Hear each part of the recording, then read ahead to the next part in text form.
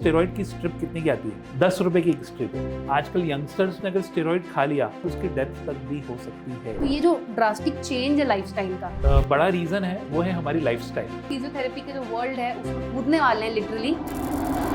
Physiotherapy एक बहुत advance treatment बन चुका है। बैक पेन के बारे में आप बताइए, क्या कॉमन रीजन होते हैं? बैक पेन भी बहुत तरीके के होते हैं। आपने देखा होगा कि क्रिकेटर्स जो रहते हैं वो क्रिकेट खेलते हैं, उस टाइम पे अगर उनको कोई इंजरी होती है तो एक आदमी भागते हुए आता है उसमें। He is a physiotherapist but he is not a doctor. मेरे को ना होटल के बैट्स बिल्कुल भी अच्छे नहीं। पता नहीं क्यों वो बैट्स बनाए, मुझे आज तक समझ में नहीं आया।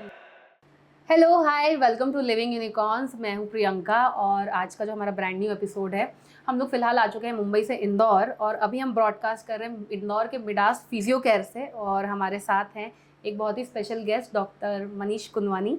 Sir, welcome to living unicorns. Thank you ma'am. And thank you so much for sparing us your time.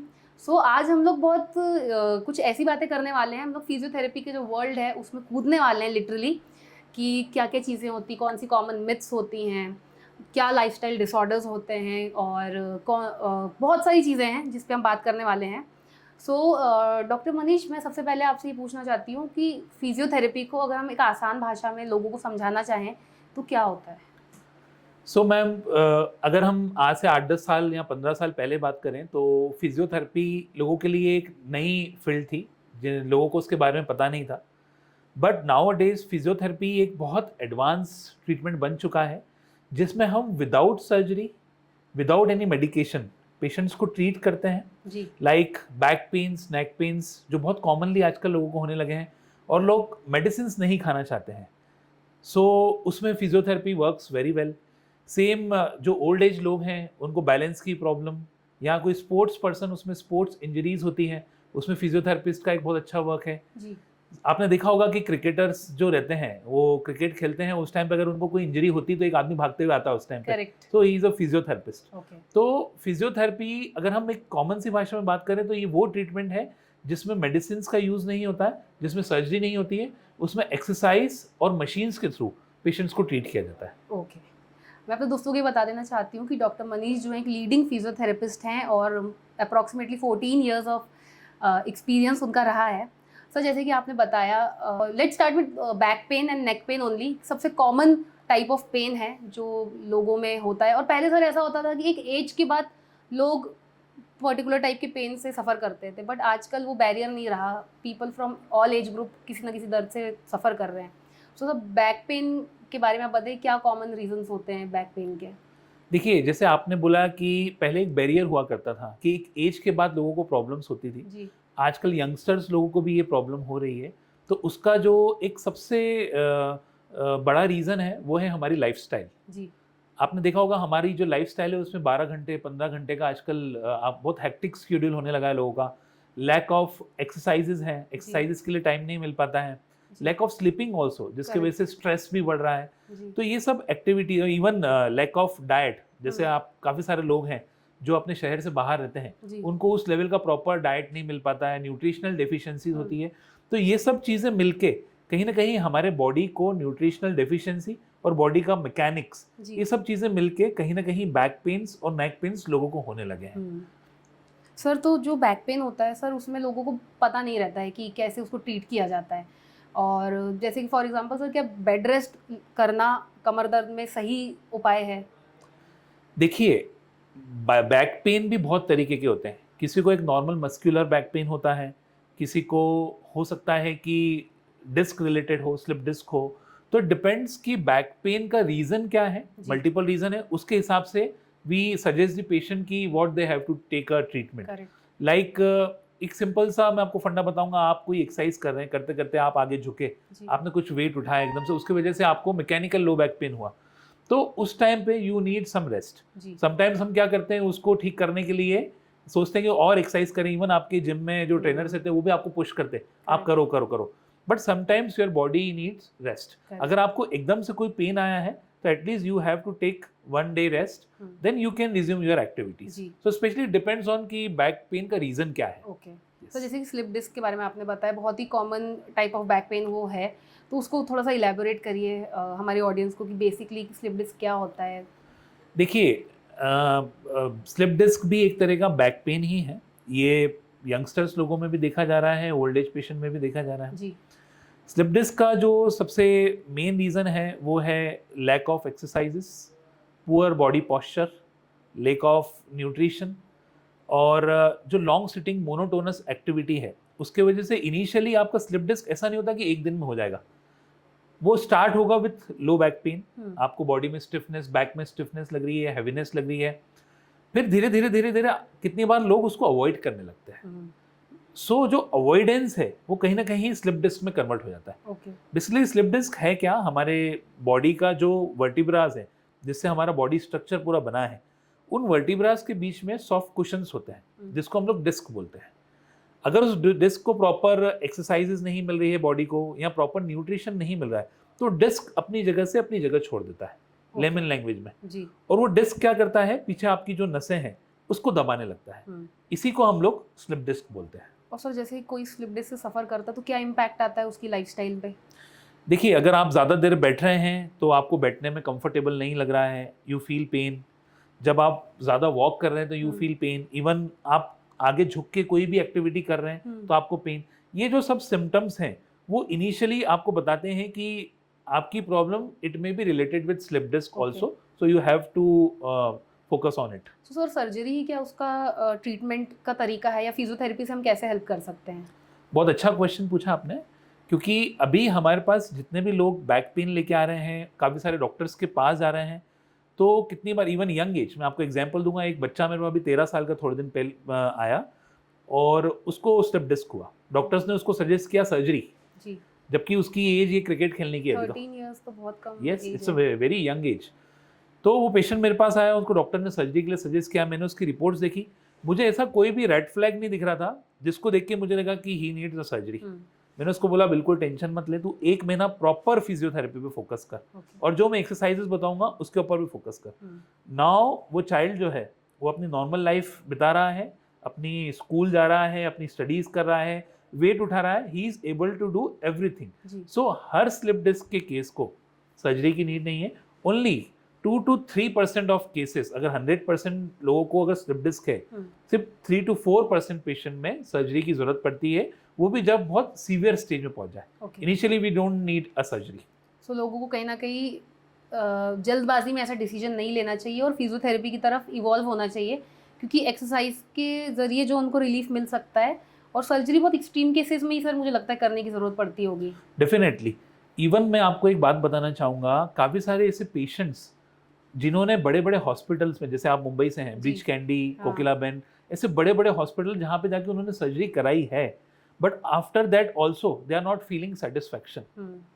सो देखिए, अगर स्लिप डिस्क के साथ कुछ ऐसे सिम्टम्स हैं, अगर वो इन्वॉल्व हैं, देन ओनली पेशेंट को सर्जरी की जरूरत है। लाइक अगर वो अपने यूरिन को कंट्रोल नहीं कर पा रहे हैं, उनको फुट ड्रॉप हो चुका है, उनके पैर में कोई मूवमेंट नहीं है, स्ट्रेंथ नहीं है जी। अगर ये रेड फ्लैग्स हैं तो इस केस में पेशेंट को इमरजेंसी सर्जरी की नीड है।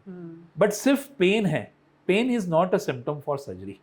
सो इसको एक्सरसाइजेस, लाइफ मॉडिफिकेशन, पॉस्चर को इम्प्रूव करके इसको 100% तक ठीक किया जा सकता है। सो बैक पेन क्योंकि इतना बड़ा कॉन्सेप्ट है और आपने बताया कि कितने अलग टाइप के बैक पेन लोगों को होते हैं, तो सर इसी में अगर हम बात करें तो एक टाइप का बैक पेन होता है सयाटिका, जो लोअर बैक से और नीचे के जो बॉडी का हिस्सा रहता है उधर होता है। तो सर सयाटिका के बारे में भी आप कुछ हमें बताइए। डेफिनेटली मैम, सियाटिका एक्चुअली क्या है, देयर इज, वो कोई डिसीज नहीं है जी, ये एक सिम्टम है।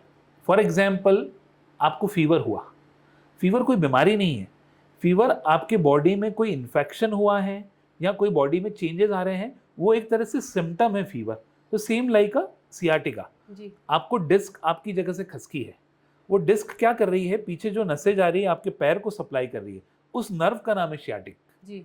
अगर वो डिस्क नर्व को टच कर रही है, इम्पिंजमेंट कर रही है, और वो नर्व का पेन जो पैर में जा रहा है, उसको हम लोग सियाटिका बोलते हैं जी। तो डायरेक्टली कहें तो sciatica is not a disease, it's a symptom of slip disc.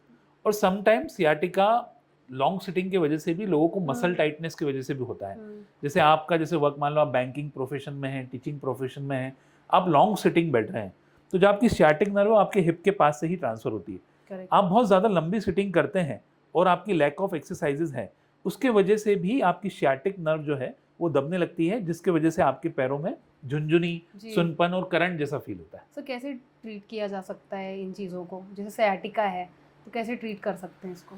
देखिए, मैंने आपको बताया ना, सियाटिका के 2-3 रीजंस हैं। एक तो स्लिप डिस्क है, एक मसल टाइटनेस है। अगर स्लिप डिस्क है तो इसको ठीक करने में हमें थोड़ा सा टाइम लगता है। It needs some medicine also. Doctors जो ऑर्थोपेडिक और न्यूरोलॉजिस्ट हैं वो आपको कुछ मेडिसिन सजेस्ट करते हैं, जी। वो भी एक शॉर्ट पीरियड के लिए। वो सिर्फ आपके पेन को कम करेंगे, बट उसका जो परमानेंट रिजोल्यूशन है वो है exercises, life modification and physiotherapy. Correct. Physiotherapy plays a very important role in sciatica. Correct. But कितनी बार ऐसा होता है कि आजकल डॉक्टर्स भी फिजियोथेरेपी के लिए पेशेंट को सजेस्ट नहीं कर रहे हैं, सिर्फ मेडिसिन लिख रहे हैं। मेडिसिन से सिर्फ पेशेंट का पेन ठीक किया जा सकता है, उसके रूट कॉज को ठीक किया नहीं जा सकता है। तो मेरा सजेशन ये होगा, अगर किसी को स्लिप डिस्क या सियाटिका होता है तो उसको अपने एरिया में किसी अच्छे डॉक्टर को दिखाने के बाद अच्छे फिजियोथेरेपिस्ट को दिखाने की बहुत ज़रूरत है। फिजियोथेरेपिस्ट ही आपकी बीमारी को पूरी तरीके से ठीक कर सकता है। सो क्योंकि लाइफस्टाइल डिसऑर्डर्स की हमने बात करी और आज की लाइफस्टाइल जैसी हम जी रहे हैं, हम कितना भी कोशिश करें कंप्लीटली बच नहीं सकते उससे। और इलेक्ट्रॉनिक डिवाइसेस, मोबाइल, लैपटॉप, ये एक बहुत इंपॉर्टेंट पार्ट है उसका। जैसे एक्टर्स है तो हम शूटिंग पे सेट पे जाते हैं तो हमको काफ़ी देर खड़े रहना पड़ता है। फोटोग्राफी में भी ऐसा होता है सर, जैसे अभी हम पहले डिस्कस कर रहे थे कि बहुत लंबे टाइम तक आपको खड़े रहना पड़ता है, तो आपकी कमर में दर्द, आपकी बैक में दर्द, नेक पेन, इससे आप सफ़र करते हो। और फिर नहीं तो सर जब काम नहीं है तो आप कंप्लीटली रेस्ट पे हो। तो ये जो ड्रास्टिक चेंज है लाइफस्टाइल का, ये भी बहुत ज़्यादा बॉडी पे आपके इम्पैक्ट करता है कि इसको भी सर हम किसी तरीके से डील कर सकते हैं। देखिए, मैंने आपको बताया ना, अभी हमारी जो लाइफस्टाइल है वो बहुत स्ट्रेस और बहुत ज़्यादा स्ट्रीनस हो गई है जी। We have to work too much. भगवान ने आपके शरीर को ना पूरी फ्लेक्सिबिलिटी के लिए बनाया है, बट हम क्या कर रहे हैं, जैसे आपने बताया you are doing long standing work. Same अगर हम बैंकिंग या टीचिंग प्रोफेशन के लिए बात करें तो they are doing a long sitting work. Students they are using phones, आजकल कॉलेज में भी इवन वर्क फ्रॉम होम वाला सिस्टम है। So you are doing a monotonous activity. वो तो कर रहे हैं आप, ठीक है, वो आपका काम है, आपको करना ही है जी। बट क्या हो रहा है, आजकल लोग अपनी स्केड्यूल में एक्सरसाइजेस को इन्वॉल्व नहीं कर रहे हैं। That is very important part. अगर मैं कहता हूँ कि अगर किसी को योगा करना अगर बोरिंग लगता है ना, तो उसको बैडमिंटन खेल लेना चाहिए। उसको बैडमिंटन पसंद नहीं है तो उसको स्विमिंग कर लेना चाहिए। उसको स्विमिंग पसंद नहीं है तो उसको जिम कर लेना चाहिए। बस अपनी बॉडी को regularly at least half an hour किसी न किसी एक्सरसाइज से जोड़ के रखें। अगर आपकी बॉडी किसी एक्सरसाइज से जुड़ी रहेगी ना, तो आपको इंजरी होने के चांसेस बहुत कम हो जाएंगे। क्योंकि आप जब जिम जाते हैं तो आप थोड़ी स्ट्रेचिंग भी करते हैं, जब आप क्रिकेट खेलते हैं थोड़ी स्ट्रेचिंग करते हैं। उससे क्या रहता है, आपकी बॉडी फ्लेक्सिबल रहती है और फ्लेक्सिबल रहने की वजह से आपको इंजरी के चांसेस कम होते हैं। सो अगर आप भी अगर लॉन्ग स्टैंडिंग वर्क करती हैं तो मैं आपको यही सजेस्ट करूंगा, एटलीस्ट आप अपनी लाइफस्टाइल में 15-20 मिनट या हाफ एन आवर एक्सरसाइज को जोड़े जो आपको पसंद है जी। क्योंकि जिम जाना किसी किसी को बोरिंग भी लग सकता है और योगा करना भी किसी किसी को बोरिंग लग सकता है। सबको अलग फॉर्म ऑफ एक्सरसाइजेस पसंद है, बट ओवरऑल जो कंक्लूजन है इस बात का वो ये है कि exercises should be a must, अब कंपलसरी है। उसके बिना आज की लाइफस्टाइल जिससे हम डील कर रहे हैं उसमें अपनी बॉडी का ख्याल रखना बहुत डिफिकल्ट है। डेफिनेटली। सर हम आगे बढ़ते हैं। नेक्स्ट सेकंड जो सबसे कॉमन चीज़ें मैंने देखी हैं, जो मुझे भी कई बार फील हुई है, वो है नेक पेन। और नेक पेन में भी ऐसा होता है कि सर नेक पेन पूरी बॉडी में उतरता है, शोल्डर तक जाता है। वो मोबाइल यूज़ करने से भी हो सकता है, या हम कई बार गलत तरीके से पिलो यूज़ करते हैं, सो उठ के हमारी नेक एकदम स्टिफ हो जाती है। So what's this about sir, ये कैसे वर्क करता है? मैंने अभी 2 मिनट पहले ही आपको इसका इनडायरेक्टली आंसर दिया था कि गॉड ने, नेचर ने हमारी जो बॉडी बनाई है जी, वो फुल एक्टिविटी के लिए बनाई है। जब आप फ़ोन यूज़ कर रहे हैं, आप देखेंगे कि आप अपनी गर्दन को सिर्फ एक ही पोजीशन में रखें, स्ट्रेट एकदम, है ना। उससे क्या हो रहा है कि शुरुआत में तो ठीक है, बट आप यही एक्टिविटी को बहुत लंबे समय तक कर रहे हैं ना, तो धीरे धीरे धीरे धीरे जो आपकी पॉस्चर है, नेक का जो पॉस्चर है, वो धीरे धीरे स्ट्रेट होता जाएगा, है ना। गर्दन एकदम सीधी होती जाएगी, जिसको नेक हम्प बोलते हैं। आजकल लोगों को नेक हम्प बहुत हो जाता है ना, और राउंडिंग ऑफ शोल्डर भी हो जाएंगे, मतलब उनका पॉस्चर पूरा बिगड़ जाता है।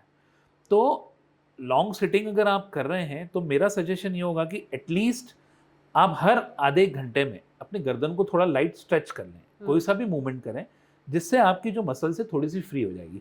अगर आप ऐसा नहीं करते ना, तो धीरे धीरे धीरे जाके ना आपकी गर्दन ना वो परमानेंट पॉस्चर डेवलप करने लग जाती है जी। इनिशियली तो वो स्टिफनेस जैसा फील होता है, बट आफ्टर दैट ना वो स्टिफनेस से पेन होने लगेगा, पेन से फिर हाथ में नमनेस, टिंगलिंग, झुंझुनी, सुनपन सब फील होने लगेगा।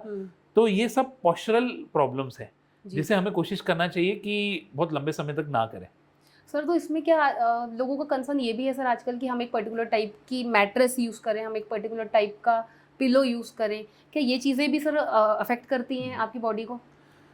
आप इस क्वेश्चन का मैं आंसर बहुत अच्छे से दूंगा। आप सोचिए, आप थोड़े साल पहले जाइए, हम 30-40 साल पहले जाते हैं जी। हमारे दादी, नानी, मम्मी, पापा, क्या आपको लगता है उस टाइम कोई ऑर्थोपेडिक मैट्रेस मिलते थे? नहीं। या कोई सी शेप्ड आपको कोई पिलो मिल रहा है? कुछ नहीं होता था। कुछ नहीं होता था। बेसिकली मैं किसी भी चीज़ या किसी भी ब्रांड को क्वेश्चन मार्क नहीं करता हूँ, जी। बट मेरा सोचना ये है कि आपको आपकी बॉडी को किसी भी चीज़ के लिए ना अडाप्ट या एडिक्ट नहीं करना चाहिए। एक सिंपल कॉटन का गद्दा जो ना ज़्यादा हार्ड हो ना ज़्यादा सॉफ्ट हो, सेम पिल्लो भी एक कॉटन का पिल्लो जो ना ज़्यादा हार्ड हो ना ज़्यादा सॉफ्ट हो, अगर आप वो यूज़ कर रहे हैं तो आपको ये एक सिंपल सी चीज़ में रोबोटिक यूज़ करने की ज़रूरत नहीं है कि मुझे ऑर्थोपेडिक बेड यूज़ करना है, मुझे सर्वाइकल पिल्लो यूज़ करना है। यू डोंट नीड, क्योंकि आप बाहर ट्रैवलिंग भी करेंगे, क्या आपने बेड को हमेशा साथ में लेके घूमेंगे? आप अपने पिल्लो को हमेशा साथ लेके जाने वाले? नेवर। सो ट्राई कि इन्हीं चीज़ें से आपकी प्रॉब्लम्स ठीक हो सके। बट क्या होता है, कितने लोगों को 2-2 3-3 तकिए लगाने की आदत होती है। करेक्ट सर, बहुत ऊंचा तकिया लगाने की भी आदत होती है, कोई किसी को एकदम पतला तकिया लगाने की आदत होती है, जो कि गलत है। मैं आपको मेरा खुद का एग्जांपल दूंगा। मेरे को ना होटल के बेड्स बिल्कुल भी अच्छे नहीं लगते। वो स्प्रिंग वाले जो बेड होते हैं ना, वो मेरे को ऐसा लगता है मैं डांस कर रहा हूँ उसमें, मेरे को नींद आती ही नहीं है बिल्कुल भी। आई फील वेरी बैड और रात भर में जगता रहता हूँ। पता नहीं क्यों वो बेड्स बनाए, मुझे आज तक समझ में नहीं आया।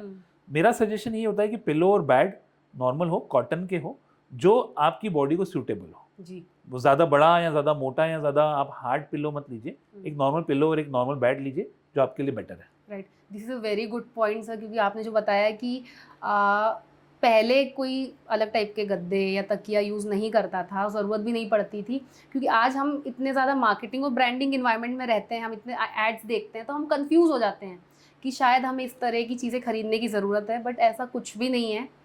एक नॉर्मल गद्दा, नॉर्मल तकिया आपकी बॉडी को हील कर सकता है, ऐसा कुछ भी नहीं है। वो आपकी लाइफस्टाइल पे डिपेंड करता है। ट्रू। सर नेक पेन से कई बार ऐसा होता है कि झुंझुनाहट सी भी फील होती है, सर वो किस वजह से होती है? देखिए, झुंझुनाहट होना 2-3 रीज़न है उसके।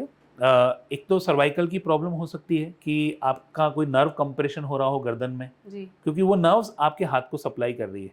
अगर नर्व के पूरे किसी रूट में अगर कोई कंप्रेशन हो जाए तो उसके वजह से हाथ में झुंझुनी सुनपन होता है। कितनी बार विटामिन की डिफिशियंसीज की वजह से भी होता है।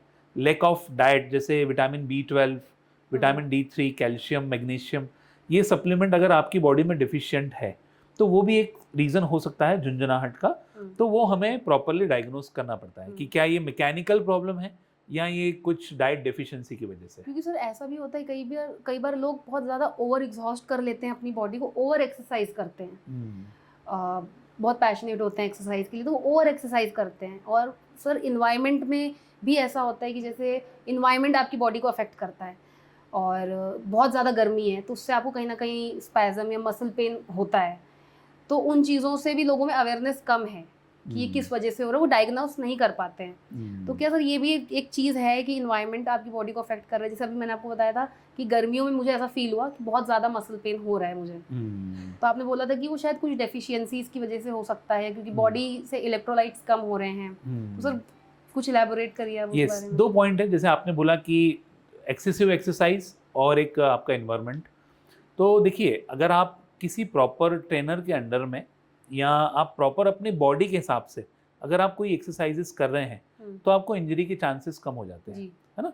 कितनी बार ऐसा होता है कि जो नए नए लोग जिम में आते हैं और जो बहुत सालों से एक्सरसाइज कर रहे हैं, उनको देख के वो भी ईगो लिफ्टिंग करना चालू कर देते हैं, हैवी वेट उठा रहे हैं, उनको उसका प्रॉपर पैटर्न नहीं पता है, प्रॉपर पॉस्चर नहीं पता है, वो सिर्फ दूसरों को देख के वही एक्सरसाइजेस कर रहे हैं। तो उसको वो हो सकता है वो सालों से उस चीज़ को ट्रेन कर रहे हैं, तो उनकी बॉडी उस चीज़ के लिए अडाप्ट हो चुकी है। तो हमें कोशिश करना चाहिए कि हम किसी को कॉपी ना करें। हमारी बॉडी क्या लेवल की है, हमारे बॉडी को किस चीज़ की नीड है, तो प्रॉपर ट्रेनर के अंडर में आप एक्सरसाइजेस करें। क्योंकि मैं देखता हूँ आजकल लोग जाते से डेड लिफ्ट स्टार्ट कर देते हैं। मतलब आप मानेंगी नहीं, मेरे क्लिनिक पे दिन के 2 से 3 पेशेंट डेड लिफ्ट करने के बाद स्लिप डिस्क लेके आते हैं और दे आर ऑल यंगस्टर्स। ऐसा नहीं है ओल्ड एज, मतलब they are 20s as 30s as, मतलब गलत पोस्चर में वेट उठाया और इतना पेन सीवियर हुआ और उस प्रॉब्लम को ठीक करने में लोगों को सालों साल लग जाते हैं। तो कोई भी ऐसी एक्टिविटी करने के पहले आप अपने बॉडी का टाइप देखिए, आप प्रॉपर ट्रेनर से कंसल्ट करें और फिर करें। एंड सेकेंड, जो आपने एनवायरनमेंट की बात करी, तो देखिए मैम, जब आप ह्यूमिड एनवायरनमेंट में रहती है तो वहाँ स्वेटिंग बहुत होता है। स्वेटिंग होता है तो उससे आपकी बॉडी में जो न्यूट्रिशंस रहते हैं वो भी स्वेट के साथ बाहर निकलते हैं, और साथ साथ अगर आपका डाइट बैलेंस नहीं है तो it may cause your body pens also, क्योंकि इलेक्ट्रोलाइट इम्बैलेंस होगा तो you need, your body should be hydrated, आपको पानी अच्छे से पीना चाहिए और आपको डाइट को बहुत ध्यान रखना चाहिए। कितने लोग क्या करते हैं, अपनी डाइट में से कार्ब्स को बिल्कुल ज़ीरो कर देते हैं, फैट को एकदम ज़ीरो कर देते हैं। तो आपका जो डाइट है that should be a balance diet. अगर कार्ब्स है तो उसका एक अलग इंपॉर्टेंस है आपकी बॉडी में, आपकी बॉडी की मशीनरी को हर चीज़ की नीड है, it should be in a proper portion. So you need carbs भी, you need protein, you need fiber, you need fat, everything you need in a proper proportion. Correct. So balanced diet with a proper hydrated body, तो उससे electrolyte imbalance होगा भी तो आपको इतना ज़्यादा issue नहीं आएगा। This is a very good point, क्योंकि हर इंसान की बॉडी टाइप अलग होती है, उसकी जो बॉडी की ज़रूरतें हैं वो अलग होती है। कई बार हम दूसरों को देख के इन्फ्लुएंस होकर वो चीज़ें फॉलो करने लग जाते हैं जो कि ठीक नहीं है। So I would suggest doctor Manish की हेल्प से कि आप अपनी बॉडी को पहले समझिए, डायग्नोस करने की कोशिश करिए, क्योंकि सबकी रिक्वायरमेंट अलग अलग है। और सर डायग्नोसिस से एक चीज़ मुझे ये अभी याद आई कि लोग मेडिकल शॉप से डायरेक्ट मेडिसिन कई बार खरीदते हैं, क्योंकि सर हर बार डॉक्टर के पास जाना पॉसिबल नहीं होता, उसे कंसल्ट करना पॉसिबल नहीं होता, एंड इकोनॉमिकली भी कई बार लोगों के लिए चैलेंजिंग रहता है। तो वो भी वो करते हैं कि हमें मसल स्पैज़म ही हुआ या कोई भी छोटी सी चीज़ हुई तो वो दवाई लेना प्रेफर करते हैं। तो कितना सही है ये? देखिए मैम, इस चीज़ को मैं बिल्कुल भी सपोर्ट नहीं करूँगा, क्योंकि हमें, आप जिस मेडिकल दुकान पे जा रहे हैं, he is not a doctor सबसे पहले तो, या ही having a knowledge of drugs, medicines, pharmacy, he having a knowledge, but he is not a doctor. वो आपकी प्रॉब्लम को डायग्नोज नहीं कर सकता है। फॉर एग्जाम्पल, आप किसी मेडिकल वाले के गए, आपने बताया कि मुझे नेक पेन है या बैक पेन है। मैंने आपको बताया नेक पेन के मल्टीपल रीजंस हो सकते हैं, बैक पेन के मल्टीपल रीजन हो सकते हैं, और वही पेशेंट डायबिटिक भी हो सकता है, साथ में वही पेशेंट हाइपरटेंसिव भी हो सकता है। तो एक जो डॉक्टर होता है वो आपकी प्रॉब्लम के साथ साथ आपके साथ और कितनी कोमॉर्बिडीज है, जैसे if you are a diabetic तो और बैक पेन भी है तो वो उस हिसाब से डिसाइड करेगा कि what you need a medicine. Same आपको मैं बताऊंगा, बड़े आश्चर्य की बात है, स्टेरॉइड्स तो आपने सुने क्या होता है? स्टेरॉइड्स बहुत हैवी मेडिसिन होती हैं जो आपकी प्रॉब्लम्स जब बहुत ज़्यादा सीवियर स्टेज में हो तब यूज़ की जाती है। और आपको पता है एक स्टेरॉइड की स्ट्रिप कितने की आती है? कितने की? आप सोचिए कितने की होगी। सो ऑनेस्टली कोई आइडिया नहीं है। फिर भी आप, few thousand rupees may be. 10 रुपए की एक स्ट्रिप है। सर 10 रुपए की? 10 रुपीज़ स्टेरॉइड की स्ट्रिप। सो आपने बताया कि जो पेशेंट होते हैं कभी कभी वो इकोनॉमिकली नहीं जा पाते हैं, तो वो उस 10 रुपए से स्टेरॉइड खरीद के खा लेंगे। अगर वो पेशेंट डायबिटिक है और उसने अगर स्टेरॉइड खा लिया तो वो हॉस्पिटल तक भी जा सकता है और उसकी डेथ तक भी हो सकती है, खतरनाक से खतरनाक कंडीशन में। So we have a very good doctors, good hospitals, even we have a good government hospitals also. So इस चीज़ में हमें ना टाइम को बाउंडेशन नहीं करना चाहिए और रिस्क भी नहीं लेनी चाहिए, हमें हमारी बॉडी के ऊपर फोकस करना चाहिए। अगर आप किसी अच्छे या किसी हैवी या बड़े हॉस्पिटल में किसको नहीं दिखा सकते हैं तो आप गवर्नमेंट हॉस्पिटल्स में जाइए, वहाँ भी डॉक्टर्स हैं, वहाँ भी सब कुछ फैसिलिटीज़ हैं, वहाँ प्रॉपर डॉक्टर के साथ कंसल्ट करके ही मेडिसिन लीजिए। Sir very well explain. Sir एक टर्म होता है फ्रोजन शोल्डर, तो सर उसके बारे में कुछ बताइए कि क्या होता है और क्यों होता है ये? फ्रोजन शोल्डर बेसिकली मैम वो भी एक सिम्टम है, इसका वर्ड से ही पता चलता है। फ्रोजन मतलब जम जाना, शोल्डर मतलब आपका कंधा जम गया है, मतलब you are not able to do your activities.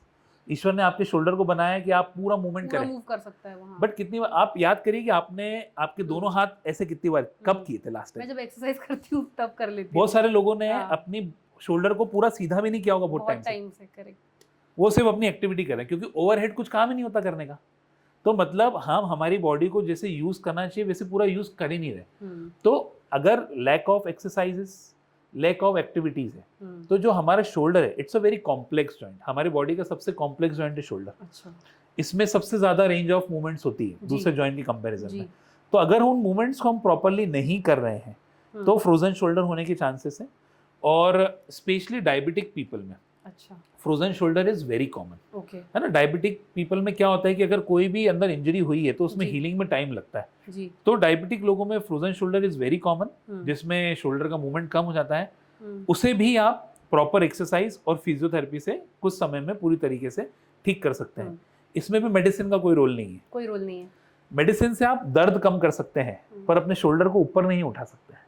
सो ऊपर उठाने के लिए you need a good exercise protocol and you need a good physiotherapist. So doctor, knee pain भी बहुत कॉमन है और एक एज के बाद कहीं ना कहीं हर इंसान सफ़र करता है एक particular type of knee pain. खैर आजकल कोई भी पेन हो वो इरिस्पेक्टिव ऑफ एज हो चुका है। तो सर उसमें नी रिप्लेसमेंट सर्जरी बहुत कॉमन है। तो पहले तो सर हम ये बात करते हैं कि इसकी ज़रूरत क्यों पड़ती है और कैसे ये स्टार्ट होता है, कैसे क्यों होता है ये। देखिए, नी पेन्स भी ना अलग अलग एज में होने के अलग अलग रीजंस है। काफ़ी सारे स्पोर्ट्स प्लेयर में एथलेटिक एक्टिविटी होने की वजह से कितनी बार उनकी लिगामेंट इंजरी हो जाती है करेक्ट। या मेनिस्कस टेयर हो जाता है, तो वो स्पोर्ट्स रिलेटेड होता है और वो विथ टाइम धीरे धीरे हील अप हो जाता है जी। ना। बट अगर हम एज वाइज बात करें, जैसे किसी की एज बढ़ रही है 40, 50, 60 के बाद अगर लोगों को नी पेन्स हो रहा है, नी पेन्स बेसिकली आपके घुटने के बीच की जो स्पेस है जी। वो धीरे धीरे रिड्यूस होती है, और जिसकी वजह से आपका कार्टिलेज जो कि एक कुशन का काम करता है आपकी नी में, वो पूरी तरीके से डैमेज हो जाता है। तो उस केस को हम लोग अर्थराइटिस बोलते हैं, है ना। वो एज रिलेटेड होता है और वो रिवर्सिबल नहीं है, वो ठीक नहीं हो सकता। ठीक नहीं हो सकता है, क्योंकि जिस हिसाब से आपके बाल सफ़ेद होते हैं जी। आप उसको वापस काले नहीं कर सकते, एज Correct. रिलेटेड है। राइट। आपकी स्किन में जैसे जैसे जैसे एज बढ़ती है Aging स्किन में चेंजेस आते हैं, करेक्ट, करेक्ट। तो सेम जॉइंट्स के अंदर भी चेंज आते हैं। सबसे पहले अगर कोई जॉइंट में चेंज आता है तो वो नी जॉइंट है, क्योंकि नी जॉइंट हमारा वेट बेयरिंग जॉइंट है। करेक्ट। कि जब आप वॉक करते हैं तो आपकी पूरे बॉडी का वेट हमारे नीज लेके चल रहे हैं, जी। They are shock ups of your body. So अगर सबसे पहले अगर कोई बॉडी का नी जॉइंट डैमेज होता है, दैट्स अ नी जॉइंट। सो अगर उसके बीच की गैप पूरी तरीके से खत्म हो चुकी है, वो बहुत एडवांस स्टेज में है, तो patient need a surgery. Okay. But initial stage या मॉडरेट स्टेज है। बट क्या होता है ना, ये प्रॉब्लम फीमेल्स में ज़्यादा देखी जाती है, राइट। क्योंकि फीमेल्स में स्टैंडिंग वर्क कंपैरेटिवली मेल्स के ज़्यादा रहता है, किचन वर्क लंबे समय तक, और इवन हार्मोनल चेंजेस, है ना, आफ्टर 40s 45 जो मेनोपॉज वगैरह होता है फीमेल्स में, उसके बाद देखा होगा आपने फीमेल्स में वेट बहुत जल्दी बढ़ता है जी। तो जिसकी वजह से लिगामेंट भी लूज होते हैं और एक्स्ट्रा प्रेशर होता है नीज के ऊपर, है ना। तो फीमेल्स के नीज बहुत जल्दी खराब होते हैं। तो क्या होता है ना, हमारे हिंदुस्तानी कल्चर में एक चीज़ देखी गई है कि महिलाएं ना अपनी प्रॉब्लम्स को बहुत लेटेड भी करती हैं। हमारी मम्मियों को देखा होगा आपने घर में, वो प्रॉब्लम हो जब सीवियर स्टेज पे नहीं आ जाए ना, तब तक हमें बताती भी नहीं है। और उनका पेन थ्रेशोल्ड पता नहीं भगवान ने एकदम इतना एक्सट्रीम दे रखा है कि प्रॉब्लम जब तक बहुत ज़्यादा ना बढ़ जाए तब तक फैमिली वालों से शेयर भी नहीं करते। दुख की बात है ये, बट वो नहीं शेयर करती है। सही बात है, बहुत गलत है ये। इतना अच्छा थ्रेशोल्ड होना भी अच्छी बात नहीं है। करेक्ट। क्या होता है, जब पेशेंट हमारे पास इनिशियल स्टेज में आता है, ग्रेड 1 ग्रेड 2 में, तो हम फिजियोथेरेपी से उसको ठीक कर लेते हैं। बट जब वो बहुत एडवांस स्टेज हो जाती है ना, तब हमारे लिए भी कुछ करने के लिए नहीं बचता है। तो अगर आप नी पेन से बचना चाहते हैं, तो अगर आपको नी प्रॉब्लम्स हुई है तो आप इनिशियली डॉक्टर्स फिजियोथेरेपिस्ट को दिखाएं, वेट रिडक्शन करें, क्योंकि वेट एक बहुत बड़ा कारण है अपने घुटने खराब होने का। तो वेट जितना ज़्यादा होगा उतनी जल्दी आपके नीज डैमेज होंगे। करेक्ट। तो वेट को आप प्रॉपर तरीके से मेंटेन करें, रेगुलरली थोड़ी एक्सरसाइज करें, और अगर आपका नी डैमेज हो चुका है तो कुछ एक्टिविटीज़ अवॉइड करें, लाइक ज़मीन पे बैठना थोड़ा अवॉइड करें, इंडियन टॉयलेट का इस्तेमाल कम से कम करें, सीढ़ियों पे बहुत ज़्यादा फ्रिक्वेंटली चढ़ना उतरना कम करें। क्योंकि लोगों के मन में मिथ होता है कि जैसे रामदेव बाबा के वो देखते हैं योगा कि हम सब कर लेते हैं, जबकि आपके घुटने पूरे डैमेज पड़े हैं। मैंने देखा एक आदमी, एक पेशेंट, उसको नी अर्थराइटिस था, बट वो रोज सीढ़ियाँ बार बार चढ़ रहा होता था। मैंने क्यों कर रहे हो? बोले मेरे को किसी ने बताया घुटने में दर्द है तो सीढ़ियाँ चढ़ो उतरो बार बार, अच्छा। उससे आपकी नी की मसल स्ट्रांग होगी। बट उसको ये नहीं पता है कि उसका नी जॉइंट अंदर से अर्थराइटिस हो चुका है, और जब वो सीढ़ियाँ चढ़ेगा उतरेगा तो उसकी प्रॉब्लम अब कम नहीं होनी है और ज़्यादा बढ़ने वाली है। तो ये डॉक्टर्स के पास जाके इनिशियली स्टेज में आप उसको डायग्नोज कराएं, प्रॉपर ट्रीटमेंट प्लान बनाएं, तो आप हो सकता है नी रिप्लेसमेंट सर्जरी से बच जाएंगे। सर रेस्ट लेना भी बहुत ज़रूरी है, मतलब ना, अगर आपकी नी एक एक्सट्रीम कंडीशन तक पहुंच रही है और तब भी अगर हम खड़े रह रहे हैं या आप जैसे कह रहे हैं कि सीढ़ियाँ उतर चढ़ रहे हैं, बहुत सारी ऐसी चीज़ें कर रहे हैं, तो हमको रेस्ट लेना चाहिए, कहीं ना कहीं नीज को रेस्ट देना चाहिए। मैं कहूँगा कि रेस्ट से ज़्यादा लाइफ मॉडिफिकेशन, लाइक उन एक्टिविटीज़ को अवॉइड करें जिससे आपकी प्रॉब्लम बढ़ रही है। जैसे लगातार खड़े रहना। यस, लॉन्ग स्टैंडिंग आपकी नीज को डैमेज करेंगे, और सीढ़ियाँ चढ़ना उतरना डैमेज करेंगे। उसी के अपोजिट हम देखें, walking is very good exercise. बहुत सारे लोग नी प्रॉब्लम में वॉक करना बंद कर देते हैं। अगर नहीं चलेंगे तो वेट बढ़ेगा, वेट बढ़ेगा तो अनकंट्रोल डायबिटिक, अनकंट्रोल हाइपरटेंशन जोर आएगा आपके, और आपकी मसल्स वीक होना चालू हो जाएगी, मसल वेस्टिंग होना चालू हो जाएगी। सर जो एथलीट्स होते हैं, क्योंकि वो इतना ज़्यादा फिजिकली एग्जॉस्ट करते हैं अपनी बॉडी को, क्योंकि उनको खेलना पड़ता है, प्रैक्टिस करनी पड़ती है, तो कम एज में ही उनकी बॉडी थोड़ी सी जवाब देने लग जाती है, सबको फिजियोथेरेपी करानी पड़ती है और उनकी नी इंजरी के चांसेस बहुत ज़्यादा बढ़ जाते हैं। सो दैट मीन्स कि सर वो एक ऐसा काम कर रहे हैं जिससे कम एज में भी उनकी जॉइंट पे इम्पैक्ट आ रहा है और वो फिजियोथेरेपी की हेल्प से शायद खुद को हील कर पा रहे हैं, क्योंकि सर उनकी डाइट भी अच्छी होती है, वो अच्छा वर्कआउट कर रहे होते हैं, बट उनका प्रोफेशन ऐसा है कि ज़रूरत से ज़्यादा उनको अपनी बॉडी को एक्सपोज करना पड़ता है। तो सर कहीं ना कहीं ओवर एग्जॉस्ट करने से भी आपकी बॉडी पे इम्पैक्ट आता है, भले आप किसी भी एज ग्रुप के हो, राइट? ट्रू। बट देखेंगे आप, अभी स्पोर्ट्स रिलेटेड अगर हम बात कर रहे हैं तो हर टीम के साथ उनके पर्सनल फिजियोथेरेपिस्ट होते हैं। आपने देखा होगा क्रिकेटर्स के साथ उनके पर्सनल फिजियोथेरेपिस्ट, फुटबॉलर्स।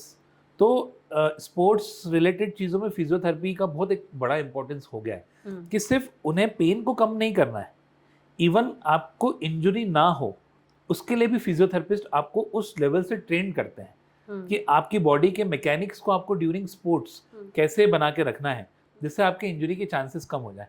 इवन जितने भी सेलिब्रिटीज़ हैं, आप मुंबई रहती हैं, उन सबके भी पर्सनल फिजियोथेरेपिस्ट है। हाँ सर, क्योंकि उनको एक्शन भी करना है, उनको सब कुछ वो भी करना है, तो उसमें भी उनको इंजरी होने के चांसेस होते हैं। तो फिजियोथेरेपी का रोल यहाँ पे अलग तरीके से है कि वो आपको इंजरी से बचाए। इंजरी के बाद तो वो ट्रीट करते ही हैं, बट इंजरी ना हो उसके लिए आप अपनी बॉडी स्ट्रक्चर को कैसे मेंटेन करें, ये भी एक फिजियोथेरेपिस्ट का रोल है। Correct sir. मैंने देखा है आजकल कायरोप्रैक्टिक एडजस्टमेंट्स बहुत ज़्यादा ट्रेंड में चल रहा है। हम लोग मतलब वीडियोस भी देख रहे हैं और हम सुन रहे हैं, लोग ट्रीटमेंट भी करा रहे हैं। What is this chiropractic adjustment? Basically मैंने आपको बताया ना कि slip disc, back pain, neck pain, ये सिर्फ डायरेक्टली डिस्क प्रॉब्लम नहीं है, this is a posture related problem. आपकी बॉडी का पॉस्चर गड़बड़ हो गया है ना? तो कायरोप्रैक्टिक एडजस्टमेंट काफ़ी सारे लोग उसको नेगेटिव भी ले रहे हैं, काफ़ी सारे डॉक्टर्स भी उसके ऊपर क्वेश्चन मार्क है। पर कायरोप्रैक्टिक एडजस्टमेंट अगर किसी प्रोफेशनल्स के थ्रू किया जाए तो बिल्कुल सेफ है, जो सर्टिफाइड हो, जिसने एक अच्छे से कोर्स कर रखा हो कायरोप्रैक्टिक का। कायरोप्रैक्टिक में बेसिकली जो आपके बॉडी मैकेनिक्स बिगड़े हुए हैं उसको हम बहुत जल्दी ठीक कर पाते हैं। अच्छा। आपकी स्पाइन में कोई लॉकिंग्स हुई है, फैसेट जॉइंट्स में लॉकिंग हुई है, उसको हम बहुत जल्दी ओपन कर सकते हैं। फॉर एग्जांपल, आपने आगे झुके जी, आपने वजन उठाया, एकदम से आपने गलत पोस्चर में उठाया तो आपका स्पाइन में लॉकिंग हो गई।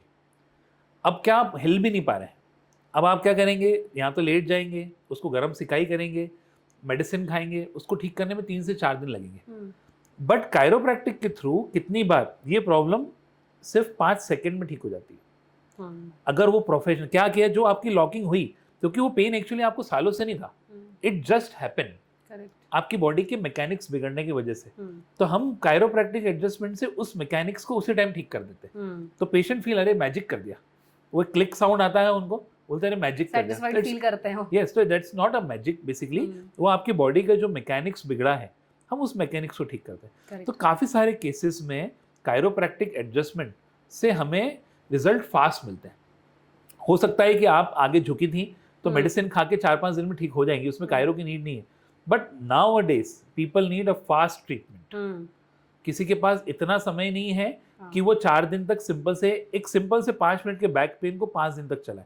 तो इस केस में कायरोप्रैक्टिक का रोल बहुत अच्छा है, उसमें आपको इंस्टेंट रिलीफ मिलता है और सेफ वे में किया जाए तो वो थेरेपी बहुत सेफ है। Sir thank you so much. Overall जो हमारा आज का एपिसोड रहा, जो सेशन रहा, बहुत ही इंफॉर्मेटिव और बहुत ही नॉलेजेबल रहा। हमने बात करी नेक पेन के बारे में, बैक पेन, शोल्डर पेन, और अभी हमने कायरोप्रैक्टिक एडजस्टमेंट के बारे में बात करी, knee pain. Thank you so much. बहुत ही ईजी लैंग्वेज में आपने हमें बहुत अच्छी बातें बताई हैं, आपका रिच एक्सपीरियंस हमारे साथ शेयर किया है। So I would like to thank you once again. And so अभी हम बैठे हुए हैं डॉक्टर मनीष कुनवानी के साथ मिडास फिजियो केयर में।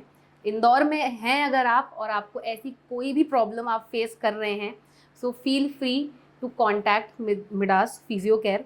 सर, आप आपकी तरफ से कुछ मैसेज हमारी ऑडियंस को देना चाहें जिससे उनकी लाइफस्टाइल इंप्रूव हो पाए। देखिए, मेरा एक टैगलाइन है जो मैं हमेशा हर पेशेंट को बोलता हूँ, सच्चा सुख निरोगी काया। अगर आपकी बॉडी हेल्दी नहीं है तो आपके वेल्थ का कोई यूज़ नहीं है। अगर आपकी बॉडी फिट है तो आपको घूमने में भी मज़ा आएगा, आप अपने पैसे को भी अच्छे से एंजॉय कर सकते हैं, आप अपनी लाइफ को अच्छे से एंजॉय कर सकते हैं। तो अपनी लाइफ में सबसे पहली प्रायोरिटी अपनी हेल्थ को रखें। पैसा कमाना इम्पॉर्टेंट है, बट अपनी हेल्थ को कॉम्प्रोमाइज़ ना करें। लोग आजकल अपनी हेल्थ को सबसे लास्ट में रख रहे हैं, इसलिए ही यंग एज में ये सब प्रॉब्लम्स हो रही हैं। अपनी लाइफ में किसी भी स्पोर्ट्स को जुड़ें, एक्सरसाइजेस करें, अच्छा डाइट लें, अच्छा न्यूट्रिशन लें, अच्छा खुद को हाइड्रेटेड रहें। तो इन सब चीज़ों से आप एक अच्छी लाइफ जिएंगे। बहुत लंबी लाइफ जीने की कामना मैं नहीं करता हूँ, जितनी भी लाइफ जिए अच्छी हेल्दी लाइफ जिए, यही मेरी कामना है। बहुत बहुत धन्यवाद। Wonderful, thank you sir, thank you so much. Thank you so much for watching this episode. I hope आपको ये अच्छा लगे।